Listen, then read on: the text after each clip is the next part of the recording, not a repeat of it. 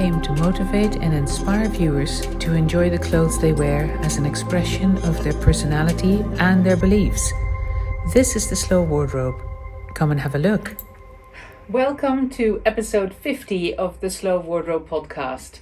My name is Linda and I am your host. 50 is considered a little bit of a milestone and I'm proud of it. Somehow it sounds like a high number and a pretty low number at the same time. So I'm just going to keep plowing on and at some point get to the triple figures, some point in the future. I can't imagine though doing more than one podcast every other week. But who knows, I may change the format. That's the kind of stuff I want to ask you more about. And to make a start with that, about 2 weeks ago, I did a big customer survey amongst my existing Layercake customers. And to incentivize participation in the survey, I am giving away 3 £50 vouchers towards your next Layercake purchase to 3 winners amongst the people who participated. I had 152 submissions in total, so that was wonderful. Thank you so much for that. And I can now announce the 3 winners that were generated by random number generator. I literally numbered all the respondent 1 to 152 and then did through 3 random numbers that I generated to pull names out of the hat. And I will show the names here in the screen, on the screen as well. But the winners are Catherine O'Kane. Is it O'Kane? Yes, Catherine O'Kane, Valerie Parker and Judith Dakin. Of course, I am contacting them by phone or email as well, and they'll be getting their vouchers through an email to spend on their next Layercake purchase. Thank you so much, ladies, to the 3 of you and everybody else who participated. And I will be following up with a secondary survey. I think almost everybody gave me thumbs up to participate in the future with a more specific, a more detailed Layercake specific survey. If you are watching this and you want to be part of that survey as well, then drop me an email. I'm of course delighted to add more people into the fold, especially if you have strong ideas about this podcast and its content, the Layercake content as well as the knitting bit. Should I split them up, for example? So, coming back to today's episode, let me talk you through what is in it. I'm starting with a little bit of knitting. Here's a giveaway, my current whip next to me. Then I will do a short demo to show you how to embellish an existing piece of knitting with the help of a crochet hook and some little tassels. And then the third part of today's episode is dedicated to Layercake, as it usually is, and it is specifically going to be covering the 3 pinstripe tulip dresses that we currently have on pre-order, and I'm going to show you lots of different ways to style and combine those 3 pinstripes, the black, the red and the teal, with your existing Layercakes. First off though, my knitting update.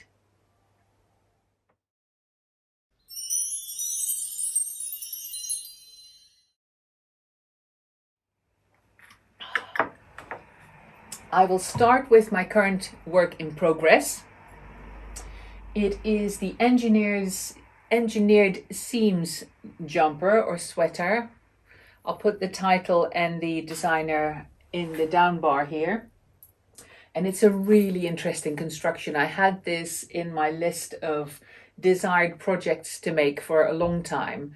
And as I am waiting for a kit from Jackie Bogg Hot Butter Yarns, she's got a color work kit that I am very keen to knit, but I think she's been having supply problems with her yarn, so I'm waiting for the kit, or at least the pattern, to get started. But while I was waiting for that, I thought, oh, opportunity knocks.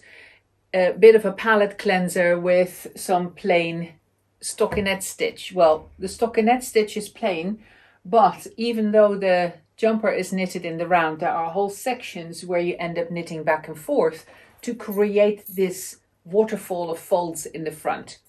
I'm kind of hoping that the yarn I'm using is not too crunchy, because it's not a very drapey yarn.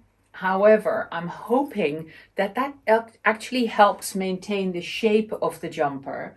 I've had to kind of pin it on this model a little bit because, of course, she's a lot smaller than I am, and this jumper is being knitted to my size.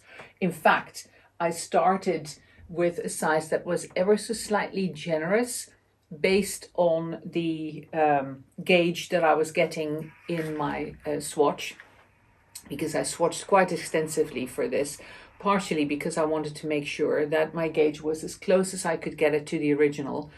Because if this sweater is not knitted to relatively exact measurements, then that front won't drape properly. It'll either stretch out too much or it'll start bubbling. So it has to be fairly fitted, not with negative ease, but not with a lot of positive ease either. So I wanted to be specific. And the original is knitted, I think, on 4mm needles or 3.75. I kept going down and down and down and ended up knitting the yarn that I've chosen, which is Brooklyn Tweed Loft, which I bought a couple of years ago at the Edinburgh Yarn Festival. And I ended up knitting it on 3.25mm needles. And I got very close, not exact, but very close to the right gauge. My gauge was ever so slightly bigger still. That's as far as I could get. And I didn't want to go any further down because I really liked the fabric that I was getting. I had already done my swatch in a way that, you know, I only knit and then you pass the yarn behind it and then you knit again. So I wasn't going back and forth to ensure that my swatch gauge wasn't affected by doing too many or any purl stitches. So I was hoping that my gauge was very close. I then started knitting and got to probably close to the point where the armholes fit together, so I could start fitting it on, trying it on myself, and I found out that my gauge was bigger than the required gauge. So it was sitting nicely around me, but especially in this middle section, I wanted to make sure that it wasn't going to be too big. So my jumper was being slightly bigger than it should be.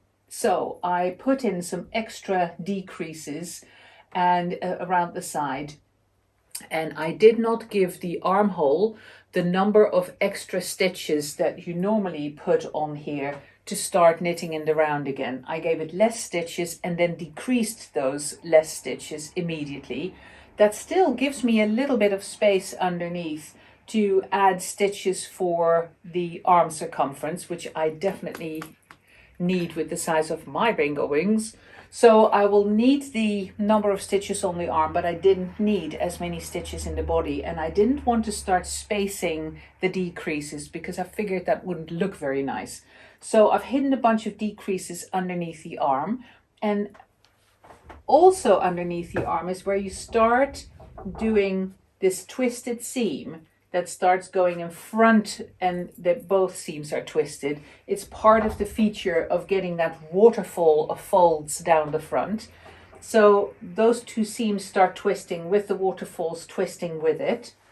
And because there are movement of stitches going on here, I figured it wouldn't be difficult to hide a number of decreases. There are then some waist decreases as well underneath the arm. So it all fitted very nicely, and I've been able to hopefully kind of rescue that and make sure that this part of the jumper fits the way it is supposed to, even if I do have a little bit of extra space around the top. So In the meantime, I'm also already knowing that I'm using more yarn, more length of yarn, more meters than what the pattern gave me for the size that I was knitting. I had 6 of these 50-gram hanks, and there is 275 yards on each hank. So with 6 of them, I was possibly 50 yards short of the second to biggest size of the pattern, which is what I was knitting. I've now gone a size down, so I should be fine with the 6 hanks that I have. However, I'm already halfway through hank 4 here, and I want it to be relatively long. I want the sleeves to be nice and long as well, which they're supposed to be. So I'm not going to play yarn chicken. I also don't think it's a good idea to try and combine in a different yarn for the bottom half of the sleeves, for example, which I think for a plain color jumper can look really, really cool, but not a plain color jumper that has got other stuff going on. These turned seams, the engineered seams, they are on the sleeve as well, and then there's some fluting of the sleeve, so I want to leave that alone and don't start mucking about with colors. So I've ordered 2 more hanks of Loft in the same color. I already had these from 2 different dye lots, and there was absolutely no change between them. So I'm hoping that that'll work well. But just in case there is color difference, I'm getting those in either today or tomorrow. So they'll be with me well in time to alternate skeins if I need to, if I do have any color difference. So far so good on my engineered seams. If you want to see it on my body, I put a photograph on Instagram the other day of me wearing it. It was slightly shorter then, I only got to this point. It's a relatively slow knit because, of course, you're doing lots and lots of short rowing for these sections. So you end up knitting a lot of length that you don't immediately see back in the growth of the garment because it's extra volume that is all around here.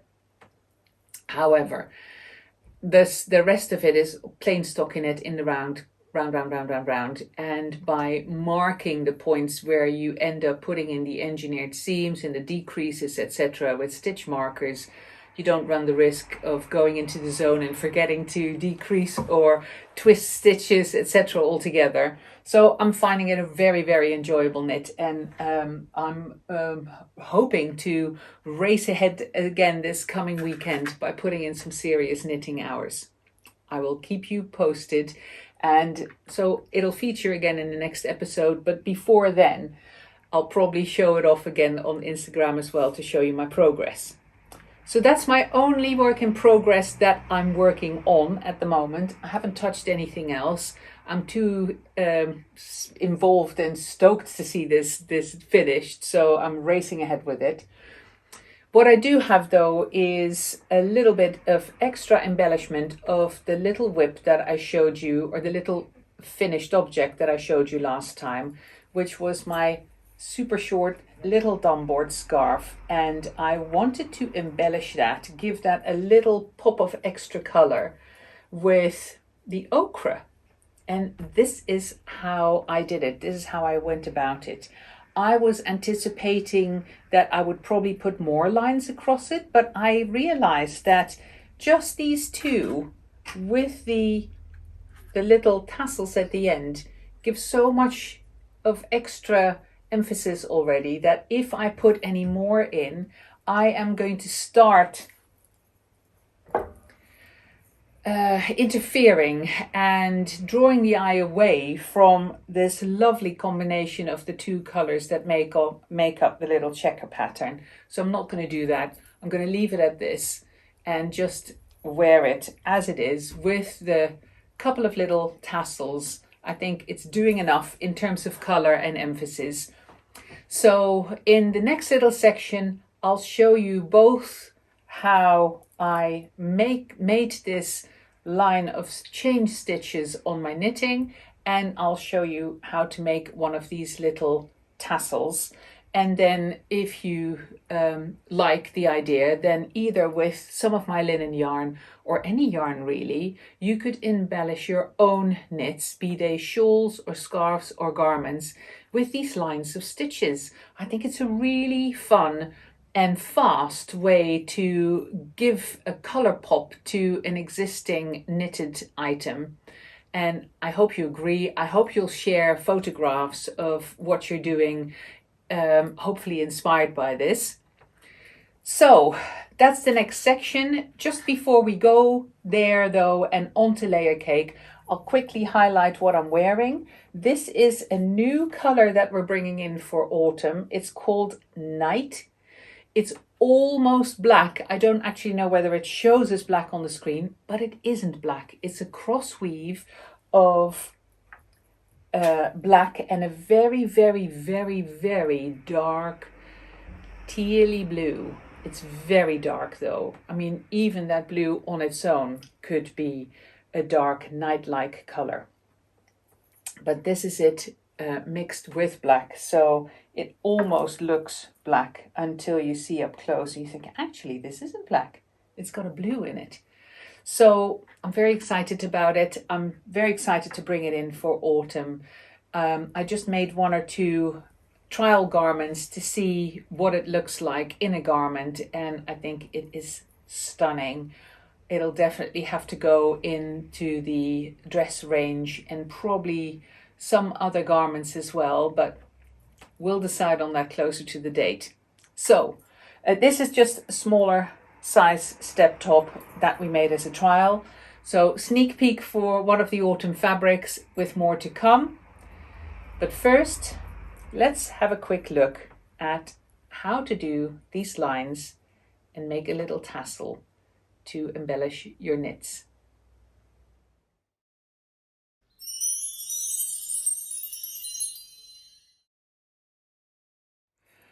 I think any hand knitted item, garment or accessory could very easily be embellished with these stitches because they are so simple and quick to add. I'm going to show you how, and then I'll make a tassel to show you how those are done, to put those at the end, at the edges like I have here. And even if you have knits that you didn't knit yourself, they can very easily be embellished with this technique. What you need is some yarn and a crochet hook. I'm going to grab one of the Cocoa Knits stitch fixers. I think they are a size, yeah, they're a size 3mm, and I find them extremely useful and extremely versatile. And that's how I did these stitches. But of course you can use any crochet hook. It doesn't have to be a double-ended one like the stitch fixer is. And of course the size can be varied as well depending on what yarn you're working with. I'll stick with the yellow yarn that I have here because it makes such a nice contrast with my knitting. And instead of making a line lengthwise, I'll go with a line across. You can start anywhere in your knitting. I'm going to start at an edge, and just for the beginning, the start of the demonstration, I'm going to separate 2 blocks of different colored stitches with one of these lines. I'll show you though, as I'm going, that you can go in any direction at any point. If you like the idea of having a tassel at the end, then starting at the edge, of course, gives you an end of yarn that you can then use to sew your tassel onto your knitting with. So that's what I will do to begin. I will choose a point between 2 different colored blocks here at the edge and stick my crochet hook through and literally pick up my yarn as if I were to start crocheting. So I just pull that through the fabric, though my crochet yarn, my working yarn, stays on the back of the fabric, and that's not going to change. It's going to stay there throughout. Now I'm going to start making effectively single chain crochets through the fabric. So I'm just literally going across one stitch, go through the entire fabric, and I'm going to hook my yarn, but only my working yarn. I'm going to leave the other one at the edge because I'm going to attach the tassel there. So I'm going to take my working yarn, put it over my hook, and then pull the hook back through the fabric. And now I pull the hook through the loop that I had on my hook. Now that loop was quite loose because of course it's got the edge of your yarn at the end. So don't worry about that. You can just tighten that when you get back to it. As you go along though, it becomes more imperative to ensure that the loops on your hook are the right kind of length to ensure that you don't start puckering your fabric unless that's an effect you want to achieve. So you gauge the approximate length that your next stitch needs to be. Put your hook through the fabric again at the next point, and you'll find your yarn there at the back to hook around your hoop and pull back through the fabric. See, I've got that extra loop there, and of course you're going to pass that through the loop that you had on your hook. So that's my second stitch made. Go through the next stitch, pick up my fabric, my yarn I mean, pull it through the fabric, and then pull it through the loop on my hook. And there's my first 3 stitches. I keep going. I go over the top of one stitch on the front, one knitted stitch on the front, but you can make these any length you want.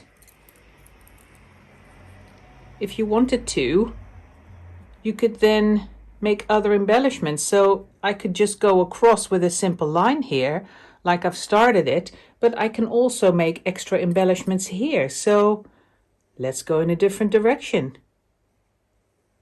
I pick up my yarn underneath and make another crochet chain. Pick up my yarn underneath, make another crochet chain. The way I'm holding my yarn is like this. I've just got it sitting over the top of my forefinger. Sorry that I keep slowly disappearing out of the screen. It's because of the way I've set it up and trying to have the camera as close as possible to my work without banging into it all the time. So there is my working yarn. I could help my tensioning by looping it around my pinky finger, which is normally what I do when I'm knitting. But that's where it's sitting, how it's sitting over the top of my finger.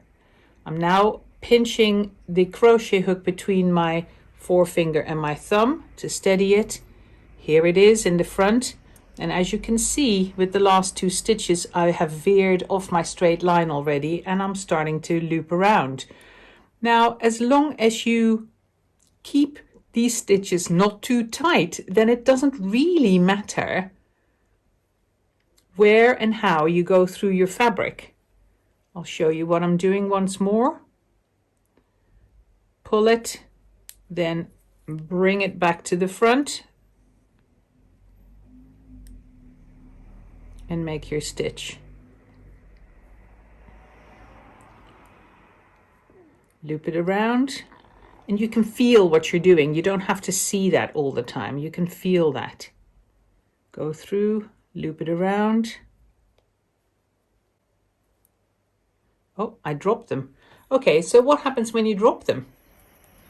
I can either try and pick them back up, or if I'm not sure that this second stitch is in the right direction, I just drop that and redo the stitch. No big deal. What is a big deal though, so here you can see that I've done a little curve. If I just keep going back to the edge that I had started here with my tiny little loop that I've effectively made, if I go back to the edge of my fabric, oh look, I've picked up some of the pink fabric by mistake, some of the pink yarn. So drop that back off, pull it back into place. It's all really, really forgiving and quite easy. The main thing is not to put too much tension on your working yarn so that your stitches that you're making aren't pulling your fabric any tighter, unless, like I said, that's what you want to.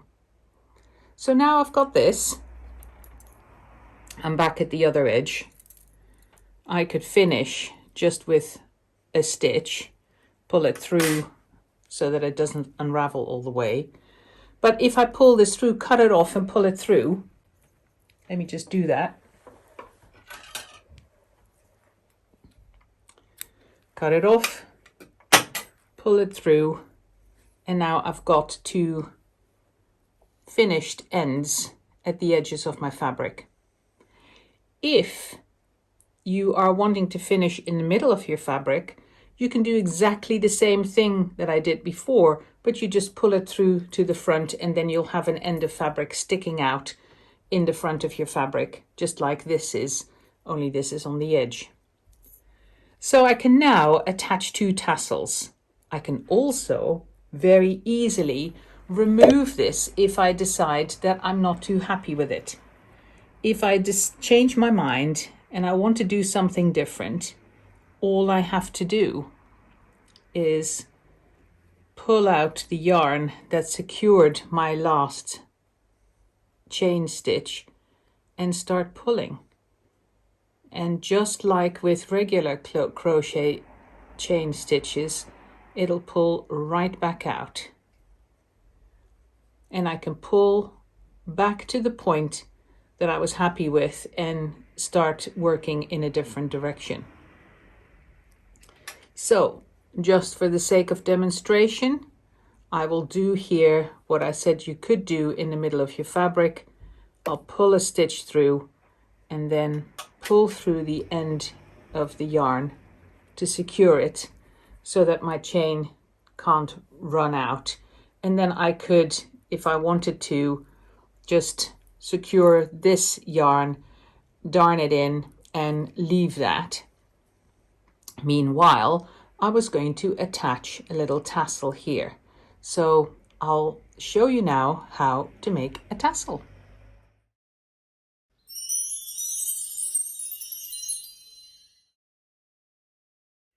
To make a tassel, you need to wind the yarn around a piece of card that is approximately an inch or so wide or slightly wider. To get an idea of the size of your tassel, you can see here that my paper is slightly wider than this tassel that I made earlier. So the tassel that is going to be made using this card is going to be slightly longer. So it's just to show you, give you an idea, the width of your paper is virtually the same as the total length that your tassel will be when it's finished. And once I finish this tassel, we'll go back to the piece of paper to show you how close that is. And that is because you're going to wind your yarn around this paper. This is your mold. And you can use any kind of mold, really. I just use a piece of thick paper or a piece of cardboard, but you can use anything you like and you'll see why. I'll stick with that light color, wind a bit off. And with the tassels that I've got here, they're made using 70 ends of yarn, 70 rotations around the cardboard. So I'm keeping an end here separately so that I can secure the tassel when I'm done with it. So I've got about 4 inches or so that I'm holding in my hand, and I'm going to wind this around evenly.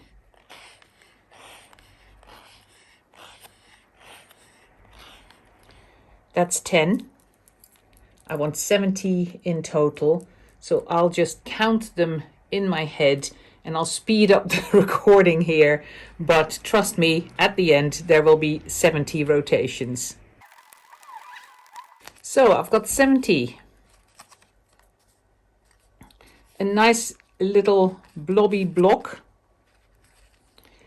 and I'm going to hold them in place. Don't worry if some of them are slightly longer and some of them are slightly shorter. It doesn't matter if it's a bit messy. You'll sort that all out at the end.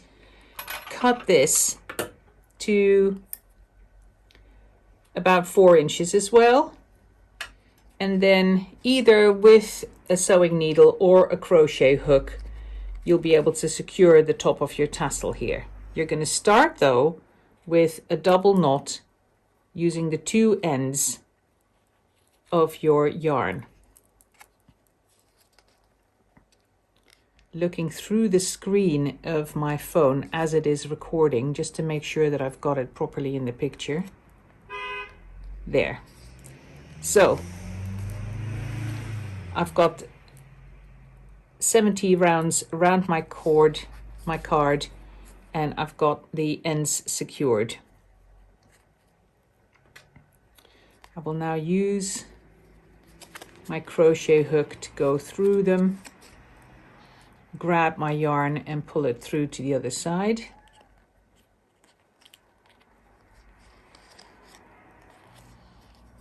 Do the same with my other end, going through to the other side. And of course, what I'm doing with that is using the 2 ends of the yarn that were tied together here, and by pulling them through like this, I'll be able to make a loop that I can tighten. So if I tighten this, see how the ends are all being pulled together at this point. So I tighten them and I make another double knot.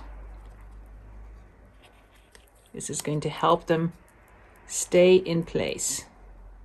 Luckily, especially with when you're working with linen, you can just make a single knot and let it hang there, because the stiffness of the linen will keep the yarn in place and it won't spring back out. So now I've got this. I've got all the ends secured here at one place, but I want to secure them better, of course. I want to make one of these. So here you can see my ends secured with the yellow color, and I can now take my card out, bend it a little bit, makes it easier to move it. So now I've got this little bunch of yarn that has got the ends here around it and tied together. So this is going to be the top of my tassel, this is going to be the bottom. So I can take this end here, and I'm now going to put the, in this case, teal embellishment around it. I can do that in yellow though, it doesn't have to be a contrasting color. I can do it in the same color if I like. I could even have left one of these long to do it with. I'm going to do it in a contrasting color though, purely to make it easier for demonstration purposes, so that you can see what I'm doing. Let's go for the purple. Why not? I've got it here, so I might as well use it. Put the other bits aside. And again, with an end of about 4 inches, I'm going to wind the purple around my bunch of threads, putting them all next to each other at the moment, nice and tight, as you can see. And there is no hard and fast rule as to how many rotations you make here. I just go for what I think looks nice and in proportion with the little tassel. So when I decide I've done enough, I come back to my starting point here and make a double knot out of my 2 purple ends. Make sure I hold it in place. Really tight single knot, and then put in the double knot. Like that. And with this double knot in place, I can now cut off my other purple end. And then the last thing you do is with a needle, I'm going to grab the right needle to do that with and show it to you. And I've got a big darning needle. I've grabbed a sharp one because it makes it easier, because this of course is all tight, but it doesn't have to be a sharp one. And if you have difficulty getting through, then you'll have to just wriggle it in order to get through your tight top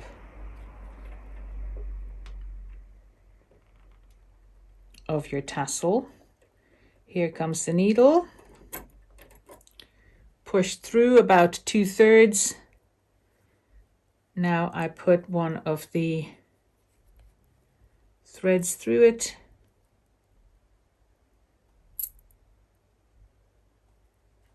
There we go. And now let's pull that through all the way. I push it as far as I can, and there it is. See, here's the little loop. So I just pull that tight, and that's now sticking out of the top of my tassel. And I repeat the exercise with the other one. It helps if you have a needle that is slightly thicker, because it literally paves the way for your doubled up piece of yarn to come through. If your needle is thinner, then you'll find it more difficult to pull the thread through. Thread through needle. Push the needle through as far as possible, and then yank it through.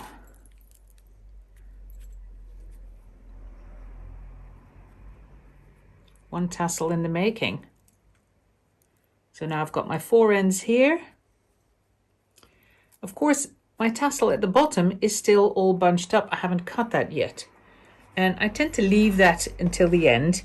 And then you have the option of cutting your tassel to the length that you prefer. If we go back to the card, that you can see, then you can see that at the moment my tassel is the length of the card. So if I start cutting through, literally pull them tight and cut. Very satisfying little exercise at the end. I'm just raking the scissors through to make sure that I've cut all the loops. Find a stray one here and there. You can do that visually as well, of course. And now you can see that those frayed edges, you can see that there's slightly longer and slightly shorter threads there. You can tidy those up by pushing the whole thing together and then just cutting off those uneven ends. And of course you can cut this any way you want. So you can cut the outside edges slightly shorter to make it a little bit rounded, or not. I've just kept it rather simple and rather straight here. And there's my tassel. And if you have a length difference, then of course you can always go shorter. The main thing is you can't make it longer. So make sure that you've got enough length here when you make your initial bunch of yarn. And with this, I can then go back to the edge of my knitting and use the ends that I have here to tie them together, knot them together. I can even use these ends to embellish into my knitting. But once you have tied this lot together, and in the case of this linen, a simple knot is enough. Now what you can do once you have secured your tassel by knotting it onto your end here, you can then take all these ends and working them back through the tassel with your needle. So once this is tied on here and you've got all those ends hanging, you can take all those ends one by one and push them through the middle of the tassel. I've done that here. Literally go down, thread your needle, pull them through, and then you've got all those ends hanging out of the middle of your tassel, which you can then trim to length. And that's a very elegant way to get rid of your ends without having to weave them into your knitting. Purely optional, of course, but it's an idea. So I hope you found this useful, and I hope the light was more or less in the right place. Any questions, drop me a line. If you need anything further explained, let me know, or any other demonstrations. Happy to do that.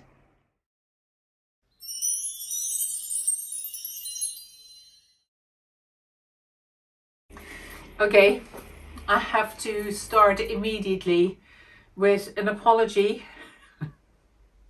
Even though I left home this morning planning to record this today, I forgot to keep that in mind when putting on my bralette, and I have a halter bralette on rather than a regular one. So you're gonna see these black straps everywhere, not just in the front, but also in the back. I do apologize. Please try and see past the black straps. I hope they're not too distracting. So I am going to show lots and lots of combinations for wearing the pinstripe tulip dress that is on pre-order until the end of the weekend that this podcast publishes. So on Sunday evening, the 15th of August at midnight, that's when this pre-order finishes, and then the following week we're going to produce the dresses that you have ordered. I've had some dresses in, orders in already this past weekend. Thank you very much.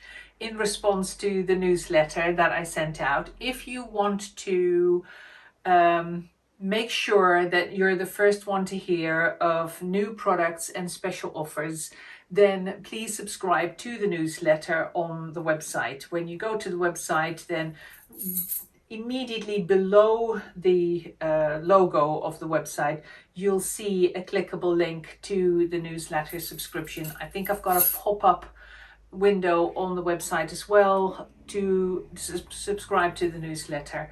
They are being sent out once every other week. In the weeks that I'm not publishing a podcast, I send out a newsletter. I alternate them for those of you who are not aware of this.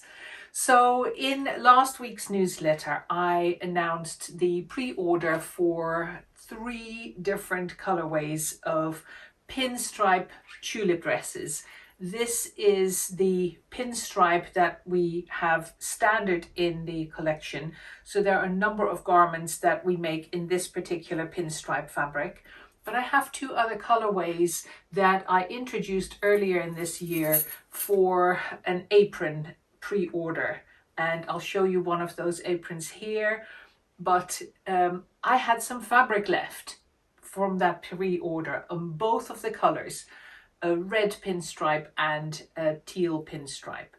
So those 3 different pinstripes in the shape of a tulip dress was offered as a pre-order these 2 weeks with the view on just making this one production run. The idea behind it is to use up as much of the fabric as possible. It's a one-off fabric. It's not going to be added to the basic collection.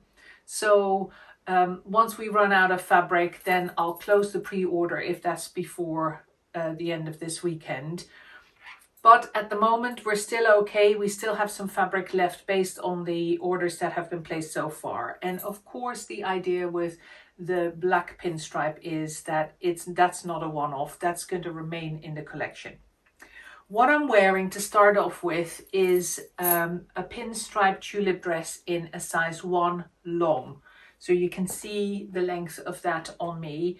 If you are of more of an average height, 5'5", 5'6", then this will be full length on you, the long. If you are any shorter than that, 5'5", 5'6", then order the regular dress length because the long one will be too long on you. Now this is a size 1, which I can just about fit into. As you can see, it is almost fitted around the bust here. I've got a little bit of positive ease, so I can put something underneath it as long as it's not too bulky. But I'm going to show you the size 2 dress as well. I've got one of the red pinstripe dresses, like the one that I have over there. That's a size 2, but I'm going to wear a size 2 in the regular length as well, because that's the only samples I have at the moment. And I have a size 1 regular length in the teal. So that's the dresses that I'm using to make my combinations with.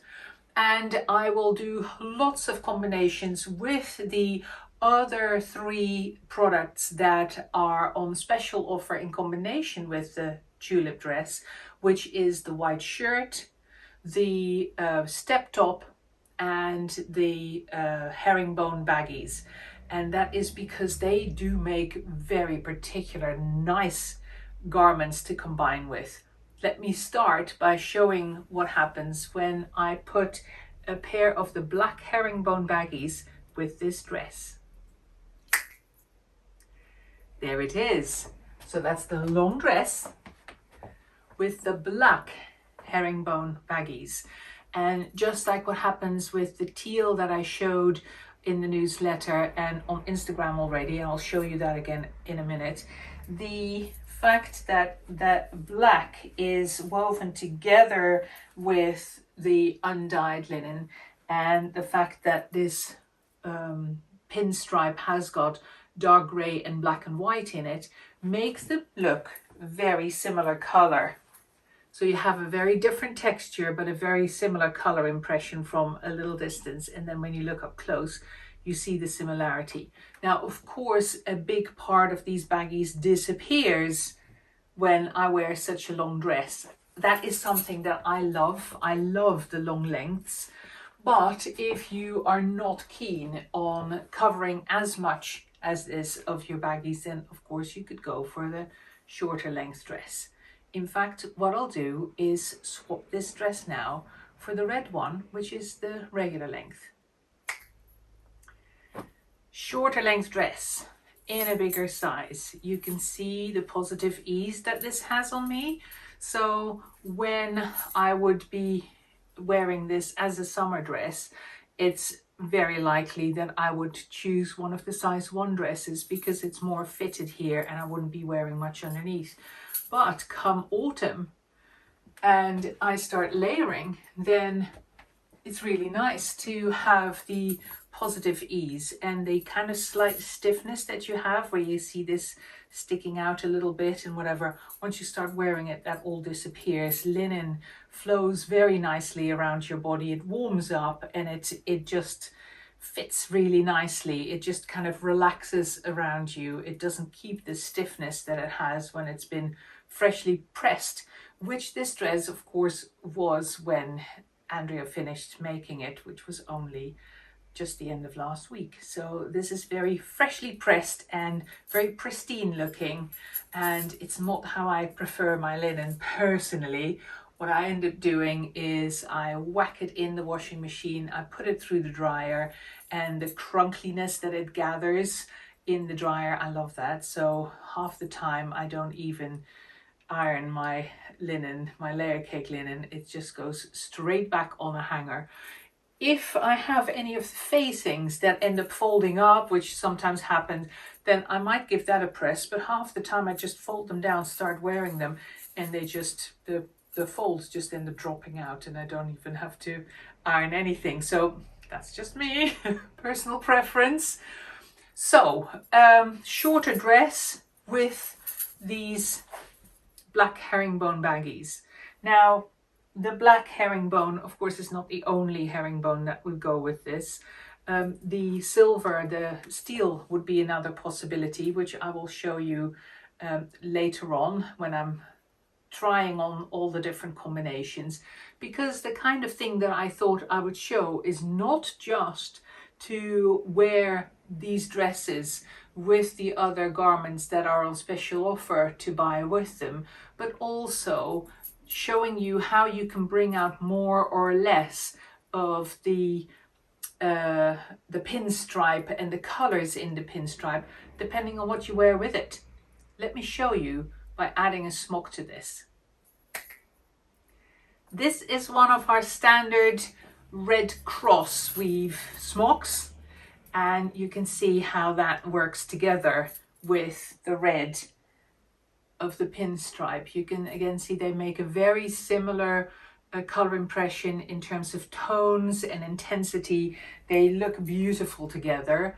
The red, the bright red that is in this cross weave is exactly the same red as in the pinstripe, and I will be able to show you how that stands out a lot more if I team it with one of the red step tops. Lovely way of layering into autumn with these two underneath, the dress and the smock, and then putting a step top over the top. Now this is the large size step top, and of course we do the smaller size as well. I'll show you one of the smaller sizes in one of the other outfits in a minute. And of course, as the weather cools down, you can keep layering up. But if you like the idea of having these different layers, but you're worried that it's too warm, then of course you could replace the step top with a synergy top in the same color. I'll show you that. Synergy top instead of step top, so no sleeves, the huge armholes that you know it has. This of course is still the large synergy top. There's going to be a smaller one with smaller sleeves to knit. I'm still working on it. Not enough hours in the day as per usual, because of course we're starting to plan the collection for autumn as well, so bear with me, they will come. Now you can see how the color balance of the whole outfit changes by adding that bright red, and you can of course wear the bright red and it doesn't have to be in combination with other reds. So for example, I could keep the dress but change the color of the smock in between and then put the synergy top over it again. For example, the summer smocks and tabards that we've just done, I'll put on a white smock in between the dress and the synergy top. Let's see what that looks like. Lovely and bright, and see how the pinstripe, the red pinstripe, is lightened by the fact that the white in it is emphasized by the white smock. Lovely, bright, lively colors, and of course this is made to look even brighter because of the white. The other thing that I wanted to point out to you is that, I forgot to say that with the red smock, I am again wearing a larger size dress with a smaller size smock over the top. So a good thing to keep in mind, that is always possible with Layercake because the way they are cut and because the linen is so forgiving when you wear it, when it warms up, if you end up losing weight and you have layer cakes that are too big, if it's just a little bit too big, then you can just wear a smaller size over the top of it. You know, if we're talking about going from a size 3 down to a size 1, then you'll find that there's going to be too much fabric. But the 6 inches of circumference difference between one size or the next is fine to cover with a smaller size. So that's always a possibility. Now, I'm still wearing the black baggies. Let me change those out so that you can see what the smock and the dress look like without any trousers. There it is, the regular length dress with a smock. So it's a size 2 regular length dress with a size 1 smock over the top. And you can see in terms of the sides that the smock is slightly shorter than the dress. That's because it's a size 1 smock and a size 2 dress. If you wear a size 2 smock in combination with the size 2 dress, then you'll find that the longest points of the smock are identical to the length of the dress, or virtually identical. That's on purpose. It's because it looks good, as you can see. So let's do some more color, shall we? What about wearing the combination as it is, but adding other pinstripes to it, or other patterns in general? How does that look? Well, I'll show you. Here is a combination of a size 2 tail smock over the top of my size 1 smock, which in turn is over the top of a size 2 regular length dress. And what do you think? Isn't it cool to see the pinstripes worn together, even though they are different in terms of color? There are, of course, similarities because of the pattern. Let me drop the smock out from in between and just show you the black pinstripe over the top of the red pinstripe. You tell me what you think. Look! I love this combination.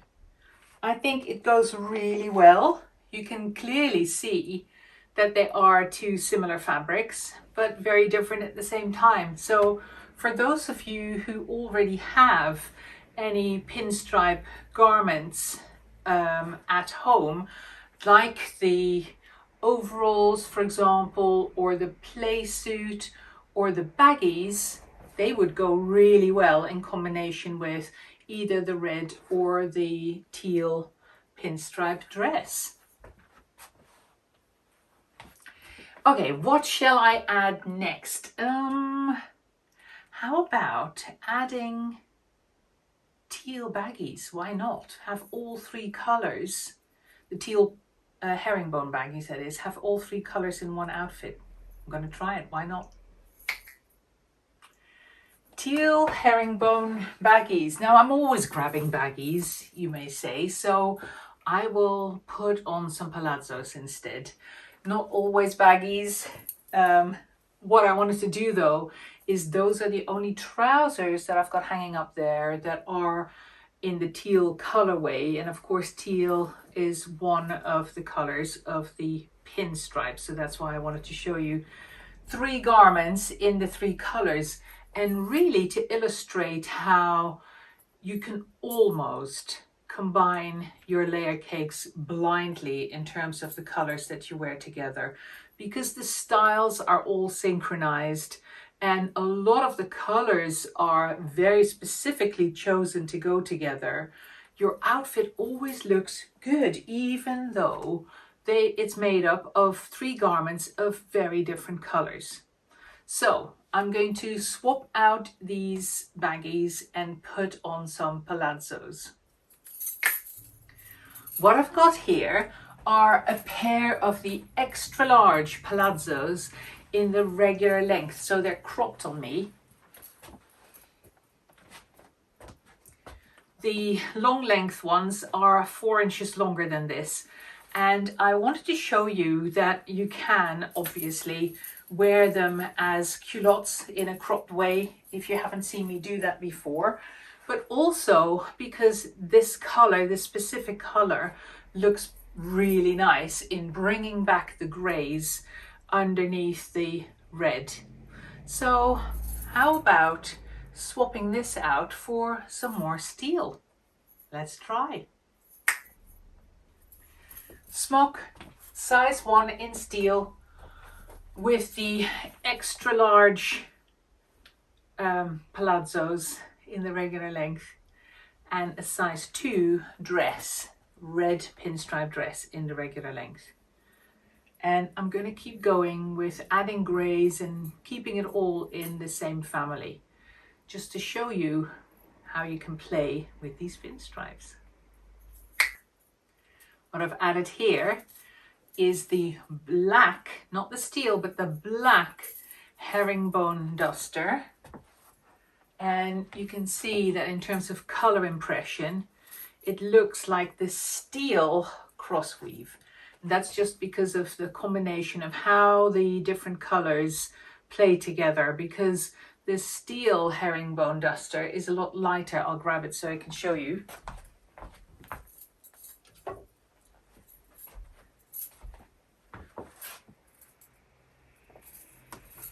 So whereas the black herringbone duster is almost identical to the steel herringbone duster is just that little bit lighter. You again get the idea, the playing of the different textures and the different weaves that from a distance give a very similar color impression, and then from up close you can see the differences. That thing that I like so much, and that I'll show you again in a minute with the teal. But right now I want to show you the difference of wearing the steel duster instead of the black herringbone, because the contrast is not that big. I'll put this away so I can move.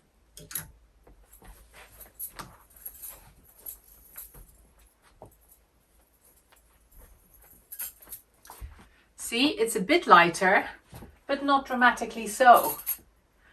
And as a combination, it goes so incredibly well together. Let me drop the smock out from in between so that you see the duster on top of the dress. See how much lighter the impression is that you get from the steel duster now in combination with the red dress.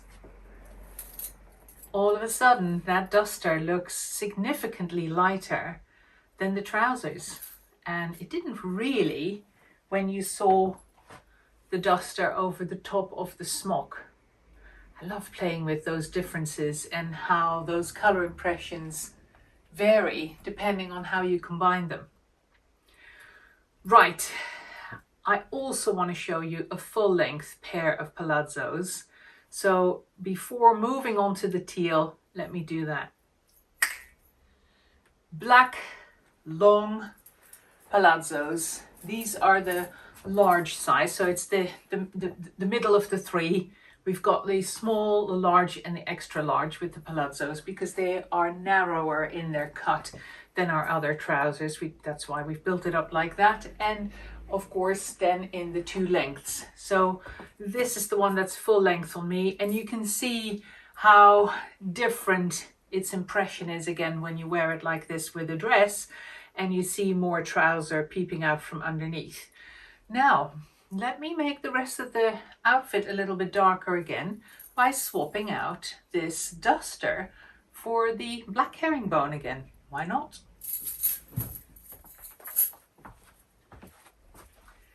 So here's the black herringbone. Lighter, of course, than the black trousers because of the undyed linen that's woven into it. But we can make it darker by going all the way black.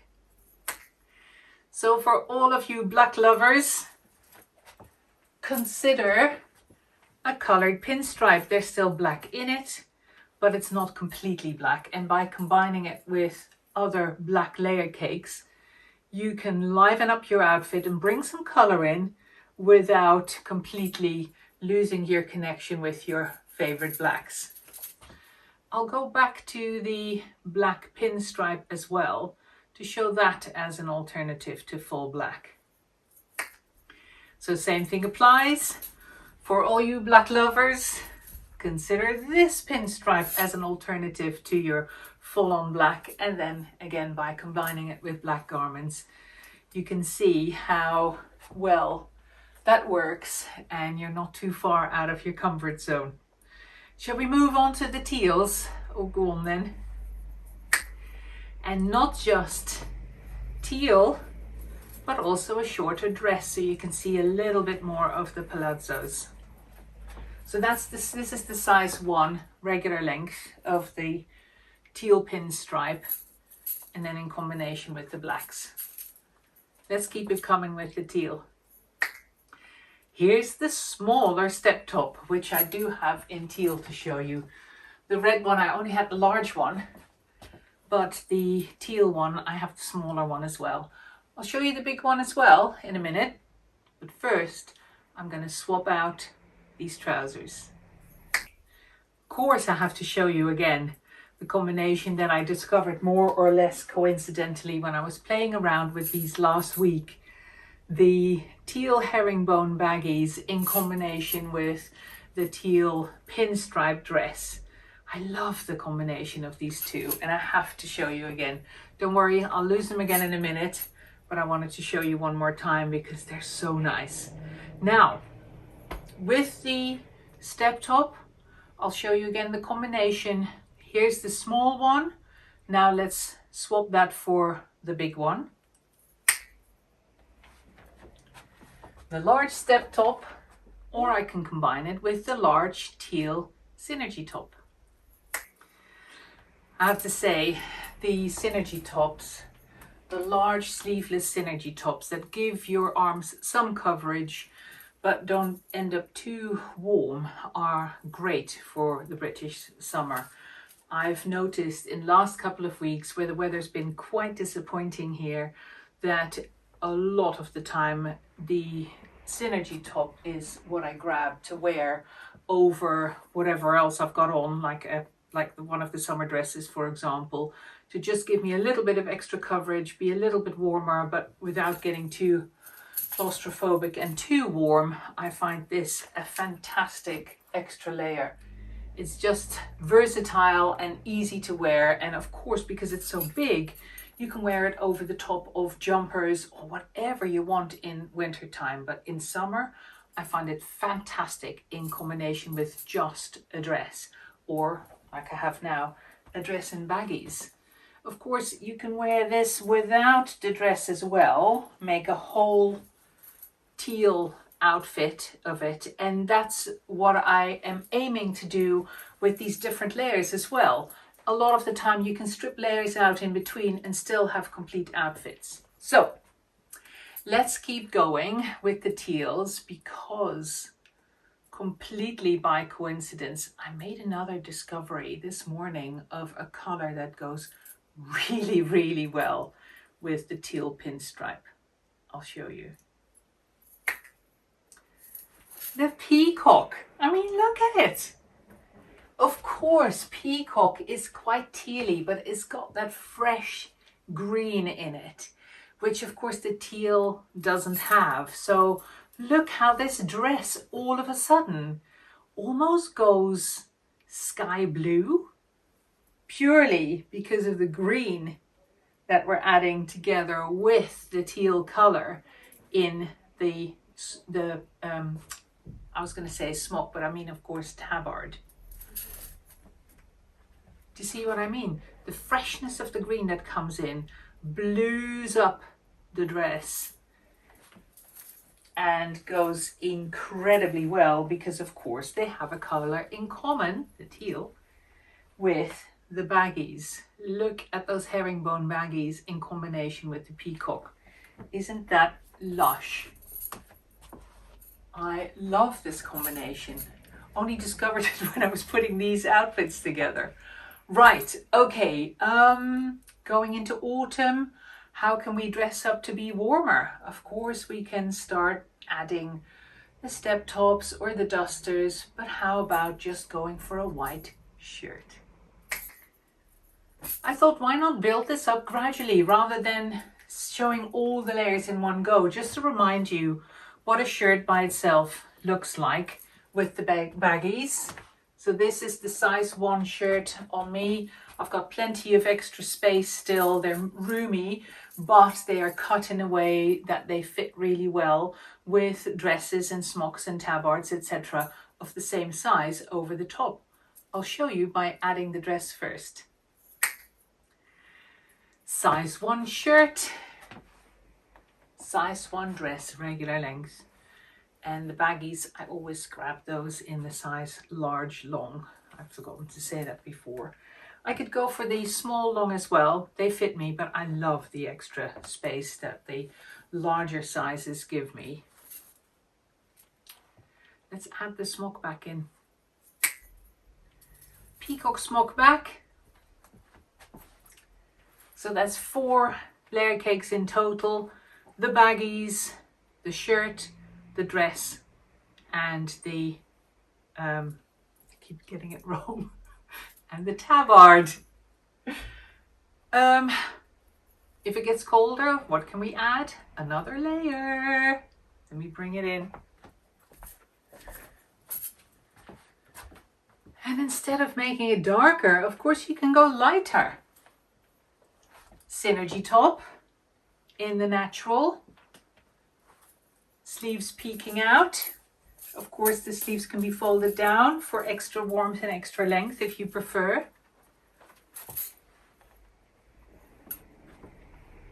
Light instead of dark. Light instead of dark. Goes for the trousers as well. Steel herringbone baggies, steel herringbone duster, and that lovely light teal pinstripe dress, still with white shirt underneath. So let's have this outfit without the dress.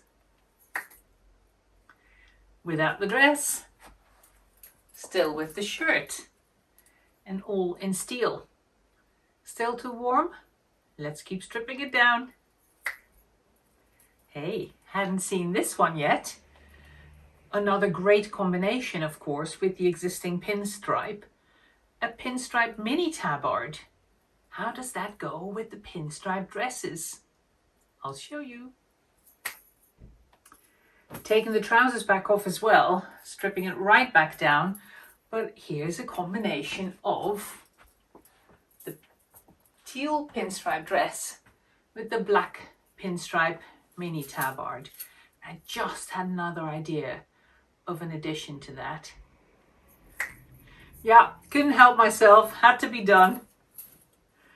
The long dress in the black pinstripe underneath the regular dress in the teal, and then bringing back that pinstripe with the mini tabard. Or of course I could go for the tail smock, for example. That would be great as well. Anyway, I just wanted to show you, this really illustrates the difference in length between the regular length dress and the long length. There's 4 inches in between, and you can see that beautifully here. Also, if you are one of the people that wears both lengths of the tulip dress, then keep it in mind. You can layer them, and to great effect, depending on what colors you've got and what colors you like to combine with each other. I combine everything, as you know, and my summer this summer is very, very bright. But as I said, you can calm it down as well and go into the neutrals. Let me have one more look to see what else I have and if I've forgotten any of the important combinations that I wanted to show you. I am so glad I checked, because yes, there is the black gingham. I specifically grabbed it to show that it goes so well in combination with the pinstripes. And I have shown you in the past already the combination of the gingham with the black pinstripe. But I also wanted to show you today how it goes with the teal pinstripe like this, or with the red. I hope you found this useful. I hope I haven't completely bamboozled you. And if you have any questions about the current pre-orders or any combinations that you want to see from me in the future, of course, feedback and questions all welcome. For now, thank you very much for sitting through another long episode of the Slow Wardrobe podcast. I hope to see you again soon.